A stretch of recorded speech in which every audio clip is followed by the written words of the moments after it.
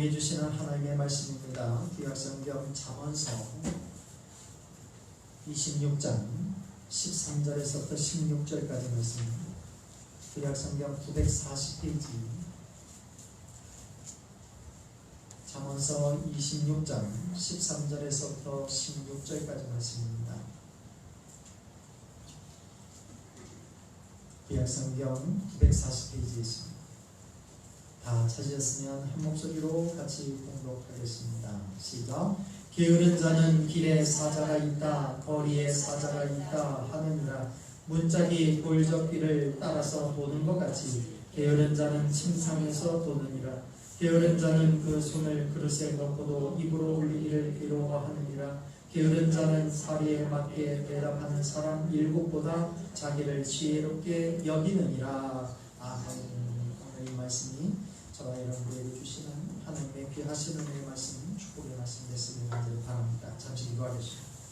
사랑과 은혜가 충만하신 아버지 하나님, 은혜와 사랑을 감사합니다. 이 시간을 통하여 드리는 우리의 예배를 주님 기뻐 받아 주옵시고, 이 시간 하나님께서 주시는 신령한 말씀, 축복의 말씀을 듣기를 원합니다.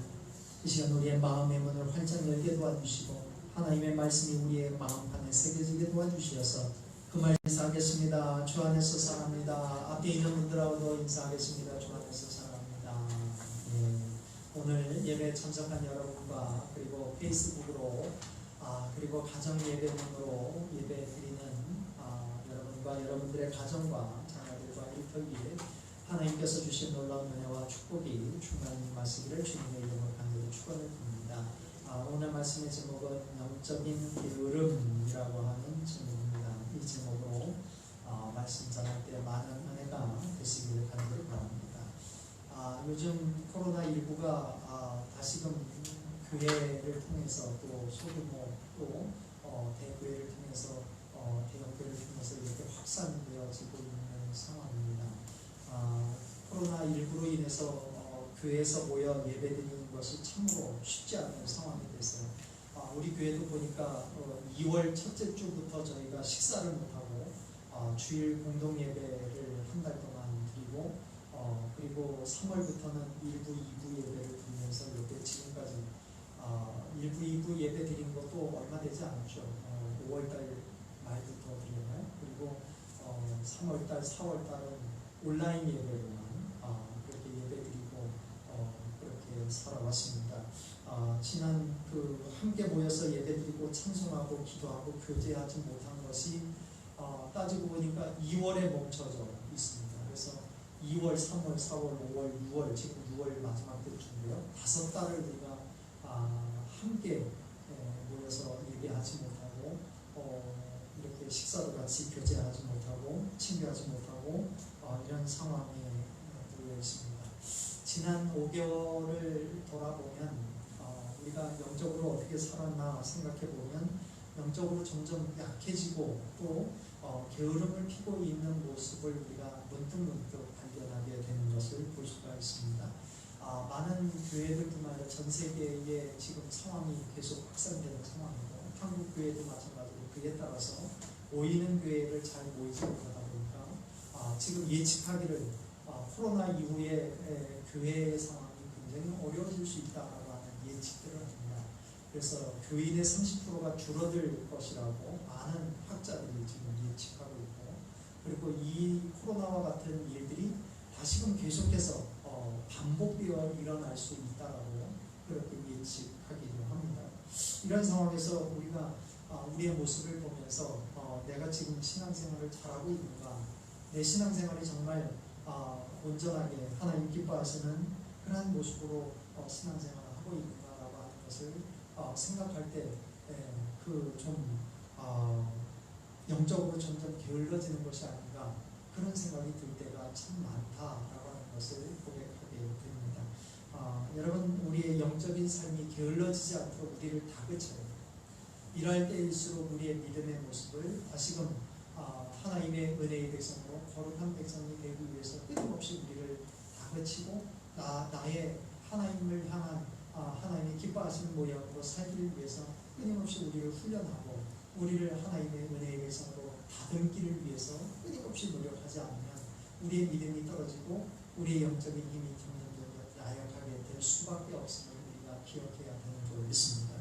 오늘 성경의 말씀에 보면 게으른 자가 되지 말라라고 말씀했어요. 15절의 말씀에 보면 게으른 자는 그 손을 그릇에 놓고도 입으로 올리기를 괴로워하는가. 얼마나 귀찮고 얼마나 게으르면 이렇게 그릇에 뭐가 있는데 그것을 손에 놓고도 입으로 올리는 게 귀찮아서, 입으로 올리는 게 게을러서 이렇게 하지 못하는 그런 모습이 게으른 자의 모습이다 라고 그렇게 표현하고 있습니다. 여러분, 게으름은 우리의 삶을 절대로 복된 길로 인도할 수 없어요. 성경은 특별히 잠언서 15장 19절에 보면 게으른 자의 길이 어떤 길이라고 하는 것을 우리에게 말씀해 주고 있는데, 게으른 자의 길은 가시 울타리와 같다 그랬어요. 그러니까 게으른 자의 길은 어떤 길이래요? 가시 울타리와 같이 늘 뾰족뾰족한 가시가 우리 앞을 가로막는 인생이 됩니다. 그러나 정직한 자의 길은 대로다. 하나님을 기억하고 하나님을 경외하는 자의 길은 하나님께서 대로의 길을 열어주신다. 그렇게 우리에게 말씀을 주고 있습니다. 여러분, 우리가 게으른 자의 모습으로 게으른 자의 인생으로 사는 것이 아니라 우리가 늘 주님 안에서 부지런한 자의 모습으로 날마다 주님께서 복된 삶을 살도록 하는 삶의 자리로 우리가 살아가는 저와 여러분들이 다 됐으길 간절히 바랍니다. 게으른 사람을 가만히 살펴보면 특징이 있어요. 세 가지 특징을 이렇게 구분할 수 있는데, 첫 번째가 잠이 많아요. 게으른 사람은 잠이 많아요. 그래갖고 늘 자고 있어요. 옛날 저희 집이 과수 농사를 오랫동안 했습니다. 제가 태생이 충주잖아요. 그러면 충주하면 뭐가 유명해요? 사과가 유명하죠. 그래서 사과 농사를 오랫동안 졌습니다. 그러면 이제 농사하다 보면 우리 부모님이 그 두 분만이 농사할 수 없으니까 어떻게 해요? 이 일꾼을 좀 사서 일손이 바쁠 때는 이렇게 농사 짓고 그렇게 하는데, 꼭 이 일꾼들 중에 밥만 먹으면 어디 째는 분이 있어요. 째. 어디가 있나 보면 저기서 그늘 아래서, 나무 그늘 아래서 훌훌 자고 있어요. 그래서 우리 아버지가 어느 날 저를 이렇게 불러가고 저런 사람 되지 마라, 그런 얘기가 기억이 나요. 그래서 사람이 주인이 보고 있다는지 보지 않는지 늘 성실한 사람이 되라라고 하는 이야기를 저한테 늘 해줬던 아버님의 말씀이 저는 생각이 나요. 그러니까 복된 사람이 되려면 어떻게 했느냐, 늘 부지런하게 살아. 누가 보든 안 보든 성실한 사람이 되어야 된다, 그런 이야기를. 그래서 제 삶 속에서도 좌우명 중에 하나가 성실하게 살아야지, 이런 생각이 늘 마음에 있습니다. 그런데 이 게으른 사람을 보면 늘 일꾼들도 보면 여러 일꾼들이 있는데, 어떤 사람은 주인이 보든 안 보든 열심히 일하는 사람이 있는데, 어떤 사람은 늘 째가고 그늘 아래서 잠을 자는 사람이 있으니까 게으른 사람은 잠이 많구나, 그런 생각을 하게 되었습니다. 두 번째 특징이 뭐냐면, 게으른 사람은 핑계가 많아요. 오늘 본 말씀 13절에도 보면 뭐라고 얘기하느냐, 일 좀 해라 그랬더니 뭐라 그랬냐면, 거리에 사자가 있대요. 거리에 사자가 있고 길에 사자가 있기 때문에 나이 못해요, 이런 얘기를 하는 거예요. 사자가 왜 길에 있어요? 거리에 왜 있어요? 그러니까 이게 다 뭐예요? 핑계예요. 게으른 사람은 얼마나 구실을 잘 되는지 몰라요. 부자라고 하면 부자라서, 그리고 가난하다고 하면 가난해서 일을 하기 싫어하고, 추울 때는 춥다고 일을 하기 싫고, 더우면 덥다고 일하기 싫고, 그리고 시간이 이르면 이르다고 하기 싫고, 시간이 늦으면 늦어서 일하기 싫다고 얘기를 합니다. 그래서 이 게으른 사람의 특징은 핑계가 많고 구실을 잘해요. 걸리버 여행기를 쓴 조나단 스위프트라고 하는 분 아시죠? 이분이 어느 날 여행을 했다는 거예요. 누구랑 여행을 했냐면 자기 하인을 하나 데리고 이제 여행을 떠났어요. 그래서 이제 여행을 하면서 이곳저곳 이제 여행을 다닐 때 어느 날 비가 좀 많이 왔던 거예요. 비가 많이 오니까 당연히 비 온 다음에 신발이 어떻게 되겠어요? 거기에 흙이 묻고 흙탕물을 지나가고 진흙을 밟고 그러다 보니까 흙이 잔뜩 묻어있는 흙 묻은 그 신발을 이제 저녁 때 돼갖고 이제 발견을 한 거예요. 그래서 여관에 가갖고 이제 하인하고 자는데, 이제 하인에게 얘기를 한 거예요. 야, 내일 아침에 또 길을 떠나야 되니까 내가 오늘 여행하다 보니까 이렇게 진흙 묻은 구두가 내가 썩 마음에 들지 않을까, 그러니까 닦아놔라, 그렇게 얘기를 한 거예요. 그러니까 하인이 그 얘기를 듣고도 뭐 알았다고 하는지 몰랐다고 하는지 그냥 그러더니 그런데 다음 날이 됐어요. 아침이 됐는데 어떻게 됐나 보니까 하인에게 얘기한 게 명령한 게 뭐예요?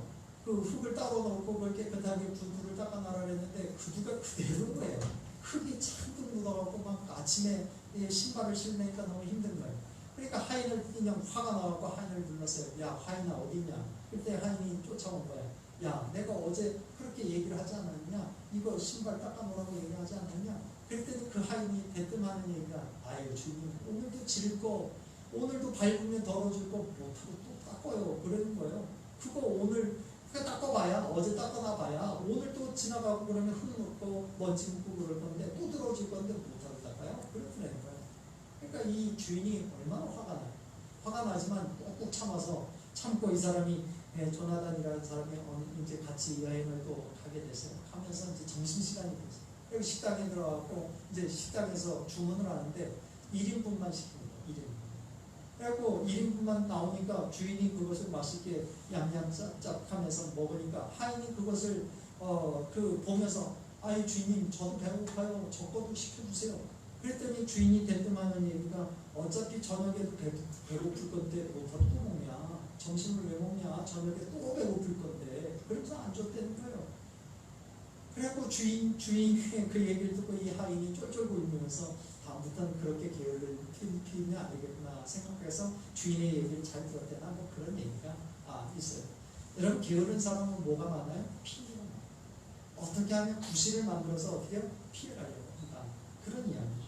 세 번째 특징이 있어요. 게으른 사람의 세 번째 특징은 열정이 없어요. 계획은 잘 세워요. 그러나 그거에 대한 실행을 하지 않아요.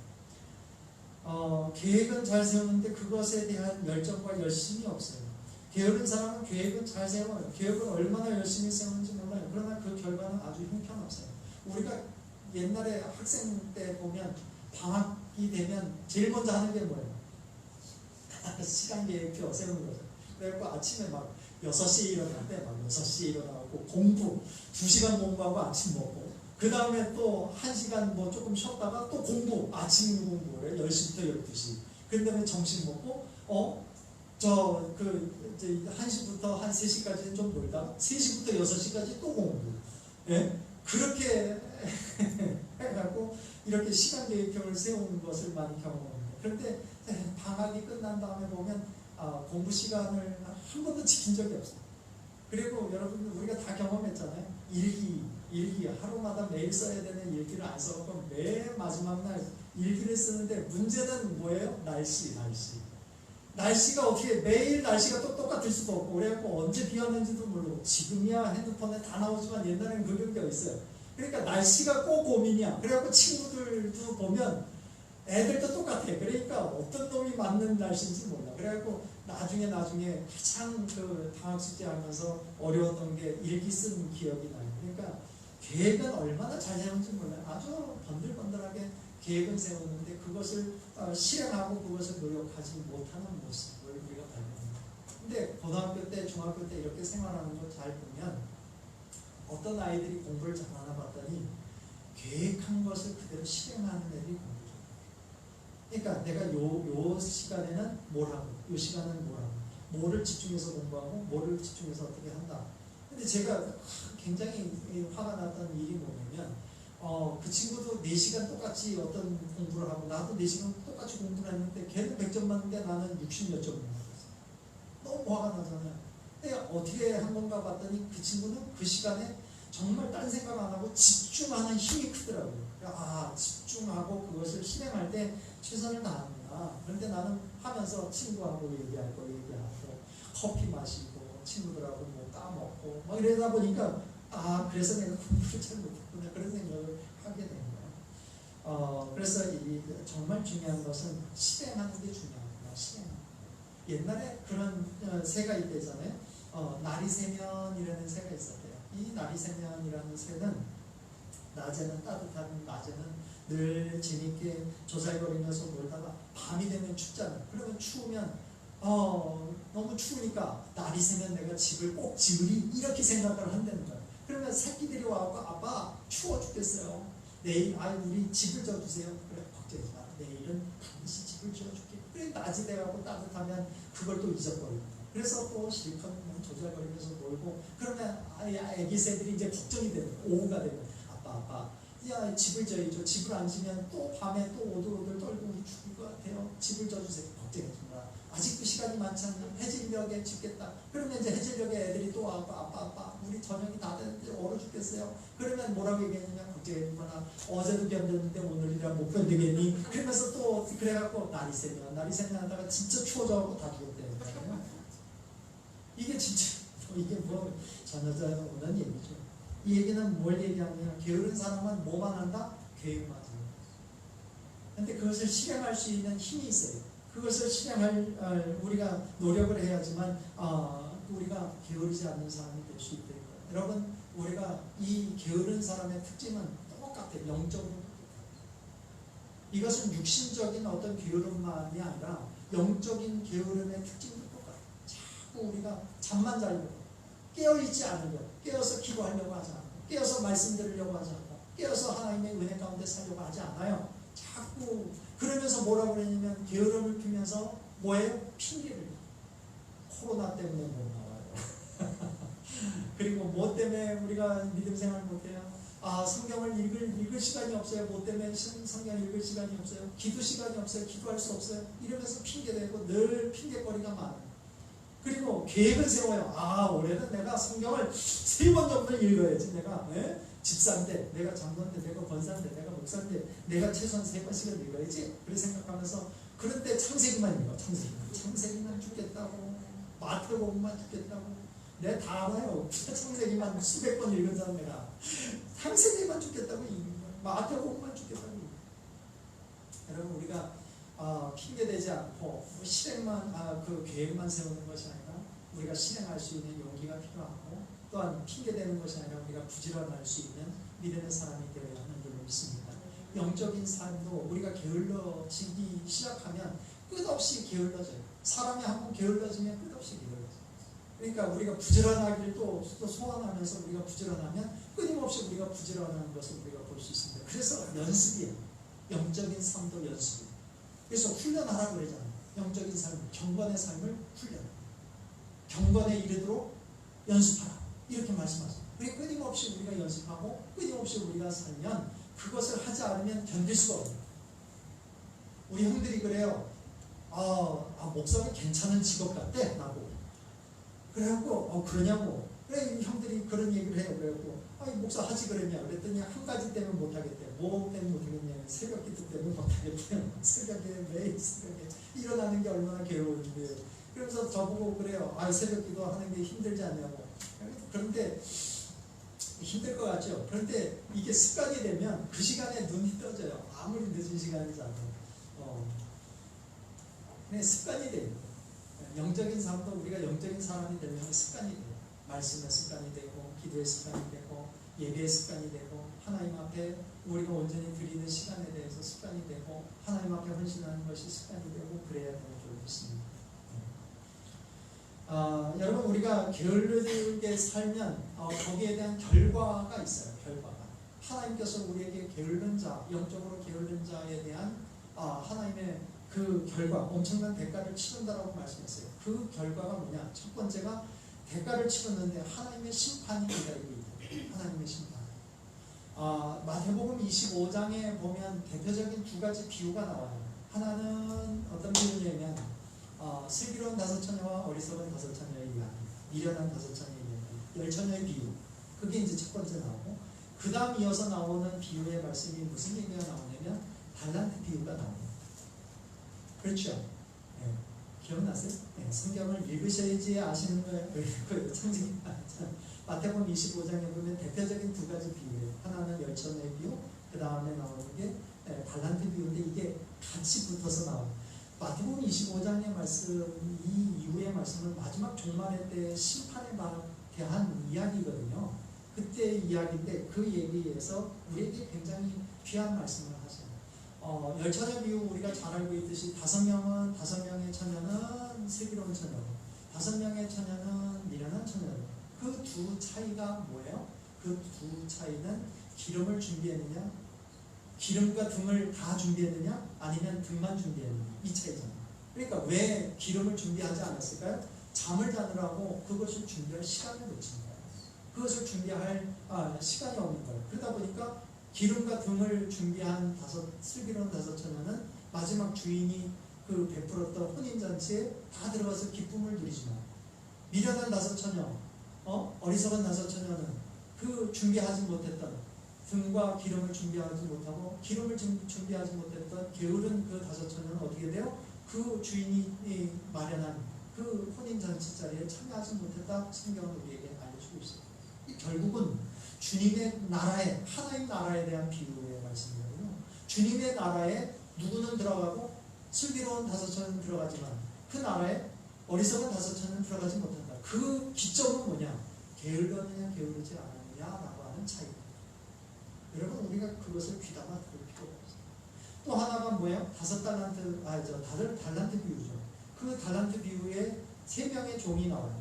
한 사람은 5달란트 받은 사람, 또 한 사람은 2달란트 받은 종, 또 하나는 1달란트 받은 종. 근데 세 명의 종에 다른 점이 있어요. 5달란트와 2달란트 받은 사람과 1달란트 받은 사람하고 구분이 되죠.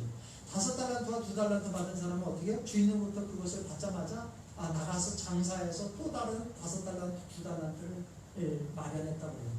근데 1달란트 받은 사람은 어떻게 해요? 그 사람은 그 달란트 받은 것을 갖다가 땅에 묻고 주인이 올 때까지 아무 짓도 안 해요. 아무 일도 안 해요. 그래서 주인이 돌아왔어요. 그랬더니 5달란트와 2달란트 받은 사람은 뭐라고 해요? 주인이시여. 당신이 준 5달란트를 가지고 당신이 준 2달란트를 갖고 열심히 장사하고 일해서 또다시 5달란트, 2달란트를 남겼나이다. 그렇게 얘기해요. 그랬더니 주인이 뭐라고 그들을 칭찬하냐면 잘하였도다 착하고 충성된 종아. 그렇게 이야기해요. 그러면서 뭐라고 얘기하냐면 내가 작은 것에 충성했으니 내가 많은 것을 너에게 남기리라. 많은 것을 너에게 맡기리라. 그러면서 나의 잔치자리에 참여하라. 그렇게 말씀하죠. 여기서 잔치자리는 아까도 얘기했듯이 뭐예요? 하나님 나라를 얘기하는 거예요. 1달란트 받은 사람도 와갖고 보고해요. 주인이시여. 주인이 나에게 1달란트 줬는데 그거 잊어버릴까봐 땅에 묻어갖고 거의 내가 간직해다 이렇게 갖다 드리나이다. 이거 주인 거니까 주인 받으시오. 그렇게 해요. 그랬더니 그 주인이 뭐라 그래요? 야, 게으른 놈아. 야, 내가 준 그것을 이자를 해주는 그런 은행에다가 맡기면 그 이자까지라도 내가 받을 수 있는데 너 한 게 뭐냐? 그러면서 그를 책망하면서 이런 얘기를 해요. 악하고 게으른 종아. 악하고 게으른 종아. 그렇게 얘기를 하는 것을 볼 수 있어요. 여기서 보면 하나님께서는 그 1달란트 받은 자를 책망하시면서 악하고 게으른 종아라고 표현했는데 악함과 게으름을 동의어로 쓰고 있다라고 하는 걸 볼 수 있어요. 악함이 뭐다? 게으름이다. 게으름이 뭐다? 악함이다. 그래서 결국 심판을 받는다 그 얘기 아니겠어요? 그래서 결국 하나님의 나라에 하나님의 그 초청 잔치에 참여하지 못하고 내어 쫓아서 저놈은 그 상밖에 내어 쫓아서 이를 갈게 하라 그렇게 명령하죠. 그래서 그 1달란트 받은 자는 그 잔치자리에서 쫓겨나서 어떻게 해요? 슬피 울며 이를 가는 그런 신세가 되고 말았다라고 성경은 우리에게 말씀해주고 있어요. 이게 누구의 비유예요? 주님께서 우리에게 주신 비유. 그 주님께서 주신 이 두 비유의 결정적인 말씀은 뭐냐면 게으름은 곧 죄다. 게으름은 곧 뭐다? 악한 것이다. 게으름은 곧 뭐다? 심판이다. 그래요. 여러분 우리가 귀담아 들어야 될 이야기 아니겠어요? 여러분 우리가 정말로 주님 앞에 나와서 게으른 자의 모습으로 살면 하나님의 심판을 받는다라고 하는 것을 우리에게 분명히 말씀하고 있어요. 여러분 몸도 마찬가지예요. 여러분 사람이 그 질병, 앓고 있는 질병, 이 앓고 있는 질병 75%는 게을러서 앓게 되는 병이래요. 75%의 병은 게을러서 앓게 되는 병. 지금 성인병이 굉장히 많이 있습니다. 저도 성인병이 좀 있어요. 고혈압 이렇게 성인병 아니겠어요? 저는 통풍이잖아요. 그것도 성인병 중에 하나. 이 성인병의 태반은 잘 먹는데 운동을 그만큼 하지 않아서 오는 병이에요. 잘 먹는데 그만큼 운동하지 않는 거예요. 그만큼 대사량이 적은 거예요. 그러다 보니까 몸에 축적이 되는 거예요. 지방과 뭐 이런 여러 가지 나쁜 것들이, 노폐물들이 이게 밖으로 빠져나오지 못하는 거예요. 그래서 땀을 흘리는 게 그렇게 좋대요, 사람은. 왜? 땀을 통해서 노폐물이 빠져나가기 때문에. 땀을 흘리래요. 저 같은 사람은 특별히 땀을 많이 흘리래요. 그래서 저희 형이 한의사잖아요. 근데 저희 형 보고 보약 좀 줘줘. 그러면 보약 안 줘줘요. 땀이나 흘려라. 그게 보약이다. 그래요. 여러분 그 얘기는 뭐냐면 우리가 그 게을러서는 건강도 챙기지 못한다. 그런 얘기죠. 그러니까 결국 우리의 인생 가운데 속에서도 영적으로 우리가 바르게 살기 위해서는 땀을 흘려요. 주를 위해 좋은 땀을 흘려요. 우리가 땀 흘리고 우리가 주를 위해 헌신하고 그리고 게을르지 않는 사람이 될 때 하나님의 심판의 자리에 서는 것이 아니라 하나님의 잔치 자리에, 하나님의 축복의 자리에 우리가 설 수가 있는 줄로 믿습니다. 저와 여러분들이 게으르지 않고 그래서 하나님의 축복의 자리에, 하나님의 심판을 받는 자리가 아니라 하나님으로부터 칭찬받는 자리에, 잘하였도다 착하고 충성된 종아, 이런 칭찬을 우리가 받을 수 있는 믿음의 성도들이 다 됐으기를 주님의 이름으로 간절히 축원드립니다. 두 번째, 우리가 게을러지면 어떻게 되느냐? 죄악이 우리 안에 들어올 가능성이 높아요. 톨스토이가 이런 얘기를 했어요. 톨스토이 아시죠? 톨스토이? 네. 톨스토이가 이런 얘기를 했어요. 게으른 자의 머릿속은 악마가 집을 짓기에 알맞은 장소이다. 톨스토이가 뭐 바보예요? 이런 엄청난 얘기를 했어요. 우리가 귀담아 들어야 될 얘기 아니겠어요? 게으른 자의 머릿속은 뭐가? 악마가 집을 짓기에 안성맞춤이다. 그런 얘기. 우리가 게을러지면 죄의 그 유혹에 빠지기가 너무 쉬워진다는 거예요. 다윗이 언제 범죄했어요? 다윗이 사울에게 쫓길 때, 그리고 전쟁을 통해서 막 다른 나라와 적군과 싸울 때, 이럴 때 범죄하지 않았어요. 다윗이 언제 범죄해요? 한가할 때. 사실은 이때도 한가하지 않았어요. 사실은 이게 암몬이라고 하는 나라가 쳐들어와갖고 그 요압 장군이 뭐라 그러냐면, 왕이시여, 저 정도는 제가 군사를 데리고 가갖고 다 이길 수 있습니다. 왕은 그냥 왕궁에서 그냥 계십시오. 그래갖고 요압 장군이 자기의 군사들을 데리고 가갖고 전쟁하고 있는 상황이에요. 암몬이라고 하는 나라와 전쟁하고 있는 상황이니까 뭐 왕은 왕궁에 있으라 그러니까 뭐 군사들은 다 지금 전쟁하러 왔고 뭐 소식 오려면 한참 걸릴 거고, 그러니까 할 일이 없으니까 왕궁 위에서 어슬렁 다니다 보니까 저 밑에 왕궁이 되게 높잖아요. 이렇게 성으로 쌓였으니까 높으니까 이렇게 보다 보니까 조금 밤이었는지 누가 불을 켜놓고 했는지, 하여튼 대낮에 목욕했는지, 대낮에 밤이요? 잘 모르겠지만 하여튼 어떤 여자가 이렇게 목욕을 하고 있는데 얼마나 우아하게 목욕을 하는지 아주 그게 그냥 이게 눈에 쏙 들었나 봐요. 그래갖고 그 여자가 누군지 알아봐라. 그래갖고 데리고 와라. 그래갖고 어떻게 했느냐, 가늠을 해버렸네. 근데 그것이 또 그 여자가 또 금방 또 임신이 돼갖고 임신에 대한 통보가 오니까 이게 자기 간음죄가 들킬 것 같으니까 어떻게 해요? 저 군대에 가 있는, 전쟁하고 있는 남편을 데리고 와서 우리아라고 하는 남편을 불러들여서 아내하고 자를 했더니 이 사람이 너무 충성스러운 사람이에요. 지금 다른 적군하고 지금 싸우고 있는데 자기 종료들은 죽으냐 사느냐 그런 상황에서 전쟁돼 있는데 어떻게 나는 이 전쟁 상황에서 내 부인하고 끌어안고 잘 수 있겠냐? 못합니다. 그러면서 막사에서 자꾸 집으로 안 가는 거예요. 그러니까 다윗이 그 죄를 감출 수 있어요? 없어요? 감출 수 없으니까 편지를 써주죠. 야 우리아야, 이거 뜯어보지 말고 요압 장군에게 갖다 줘라. 그 안에는 뭐예요? 가장 위험한 전투에 이 사람을 반드시 죽여라, 그런 얘기잖아요. 그래서 죽임을 당하죠, 우리아가. 그러니까 다윗이 범죄한 게 언제냐면 막 적군으로부터 피해갖고 도망다닐 때, 막 사울과 전쟁을 하고 있을 때, 자신이 직접 전투에 나가고 그렇게 전쟁하고 있을 때, 그렇게 그때 범죄한 게 아니라 한가할 때 전투 아무런 그런 어려움이 없고 그럴 때 죄악이 그의 마음에 들어왔다는 거예요. 결국 우리가 하나님의 말씀을 듣는 것에 게을러지면 우리의 생각이 죄악으로 들어오기가 쉽다는 거예요. 마귀가 우리를 공격하기 쉽다는 거예요. 하나님의 생각이 우리가 게을러졌을 때 마귀가 주어지는 생각을 우리가 하기가 쉽다는 거예요. 그러므로 우리가 어떻게 해야 돼요? 깨어있어요. 한가할수록 우리가 더 하나님 앞에 깨어있는 사람이 되어야 하는 것입니다. 중국의 명대의 유학자이자 정치가인 왕양명이라고 하는 유명한 사람이 있어요. 이 사람이 남긴 말 중에 이런 얘기가 있어요. 살다 보니 나의 인생에 어려운 일을 4가지 일을 알게 되는 거예요. 첫 번째는 어려운 일이 고생스럽다는 거예요. 예를 들어서 먹을 것이 없고 입을 것이 없고 그럴 때 고생스럽다는 거예요. 그리고 첫 번째 고생거리가 먹을 것이 없고 입을 것도 없고 그럴 때 고생스러울 때 고생스럽더라. 어려운 일을 만났을 때 고생스럽더라. 그래 얘기합니다. 두 번째 어려움은 남에게 냉대를 받을 때 참 고통스럽더라.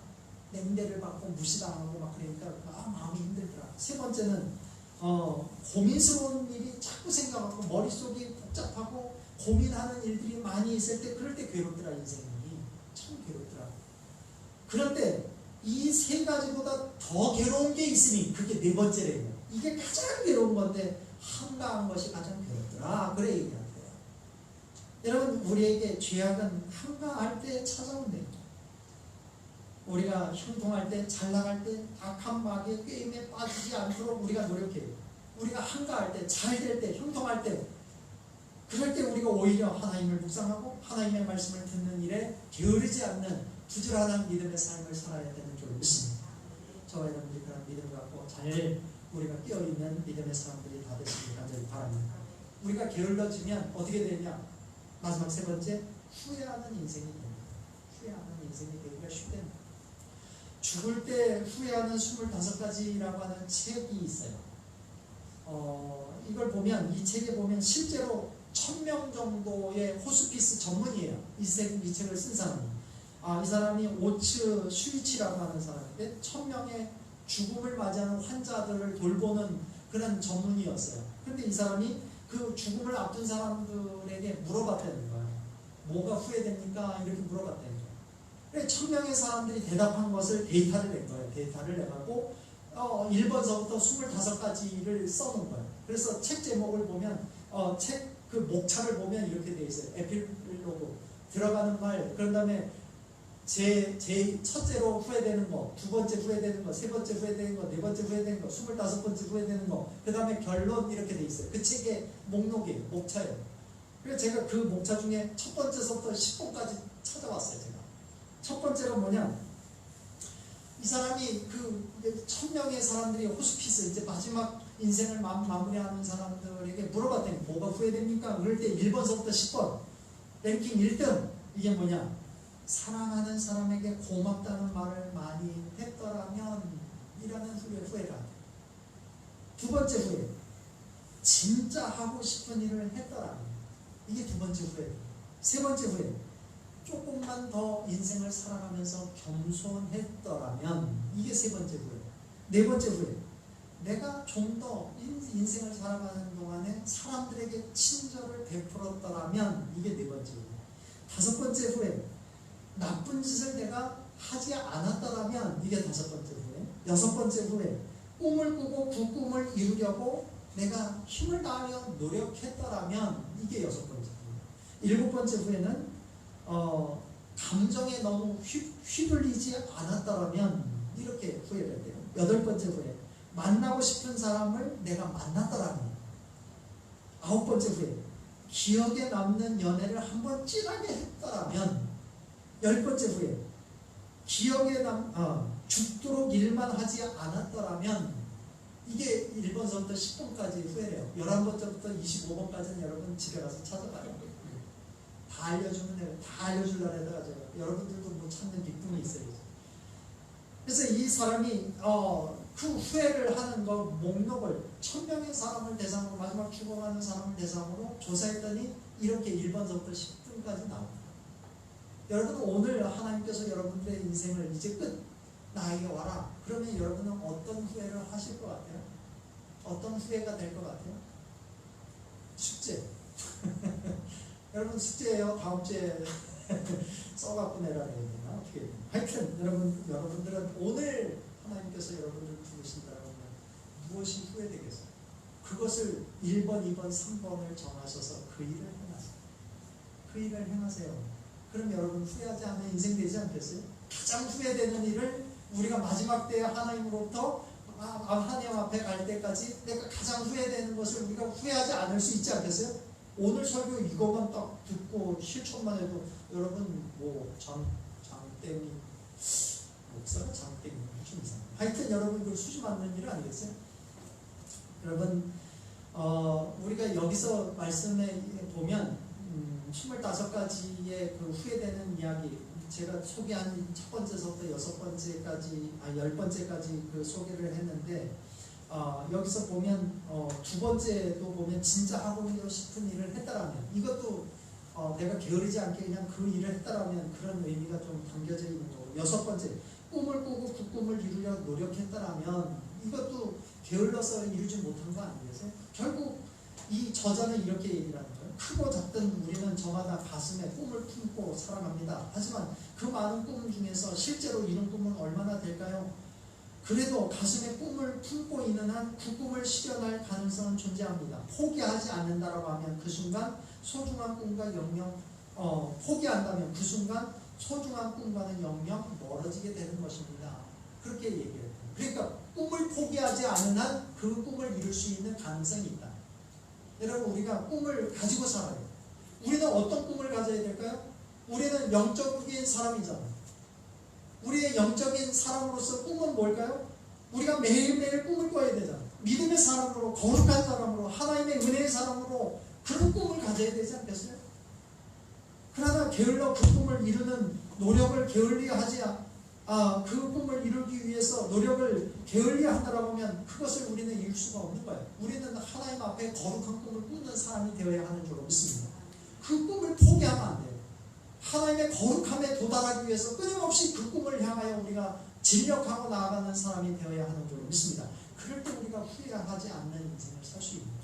일본의 시인이자 화가인 호시노 도미히로라고 하는 사람이 있대요. 이 사람은 어떤 사람이냐? 체육교사로 임용을 받았어요. 그래서 부임해갖고 한 2달이 됐어요. 체육교사로 이제 꿈을 꾸고 아이들을 잘 가르쳐봐야지. 내가 키운 이 아이들을 통해서 막 나라를 위해서 크게 일하는 사람도 만들어봐야지. 이런 꿈을 갖고 이제 교사로 하기 시작을 해갖고 체육교사가 돼갖고 이 2달이 채 못 됐는데 학생들 앞에서 자기가 시범을 보이다가 이게 잘못 떨어져갖고 전신마비가 왔네. 전신마비가 왔어요. 그러니까 얼마나 기가 막혀요. 이 사람이 9년 동안 투병을 하는데 9년 동안 수없이 죽을 고비를 넘기면서 투병을 하는 동안 그래도 이 사람이 그래도 꿈을 갖고 있었어요.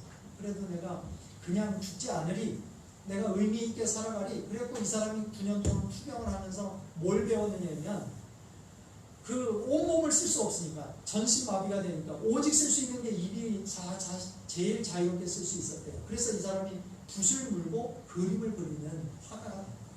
구필화가가 됐어요. 그래서 이 사람이 구필화가로서 이제 새로운 삶을 이제 살게 됩니다. 그래서 이 사람이 이제 퇴원을 해갖고 이제 인생을 살아가는데 이 휠체어 타고 사는 것이 얼마나 힘들어요.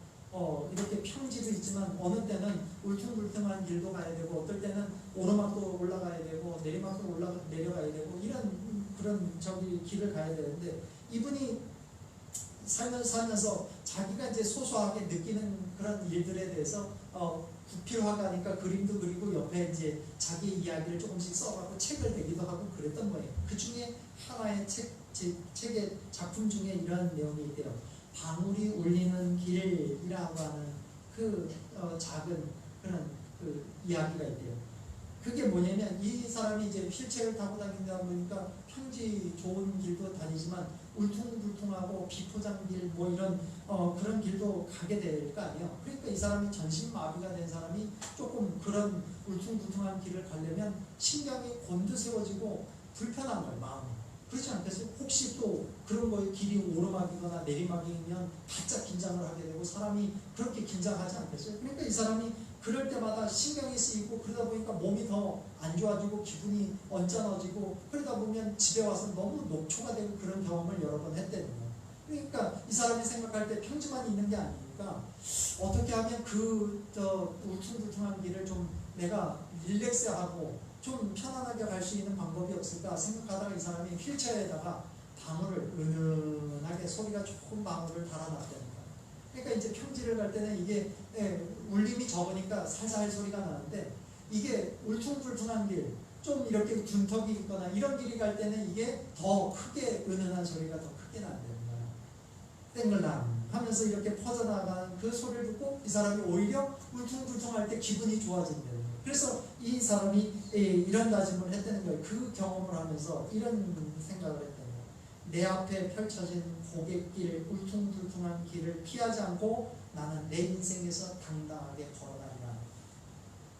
이런 결심을 하고 그렇게 당당하게 살아갔다라고 하는 그런 이야기가 이제 그 이야기 속에 있는 이야기.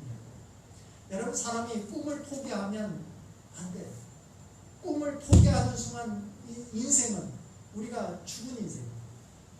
여러분, 꿈이 없는 인생은, 소망이 없는 인생은 얼마나 인생이 힘들어요. 그런데 우리가 소망을 포기하지 않고 꿈을 포기하지 않는 사람은 눈빛이 벌써 달라요. 그리고 열정이 있어요. 그 꿈을 이루기 위해서 달려나갈 힘이, 우리에게 동력이, 에너지가 우리 안에 있어요. 그렇기 때문에 그것을 달려나가는 힘이 우리에게 존재하는 줄 믿습니다.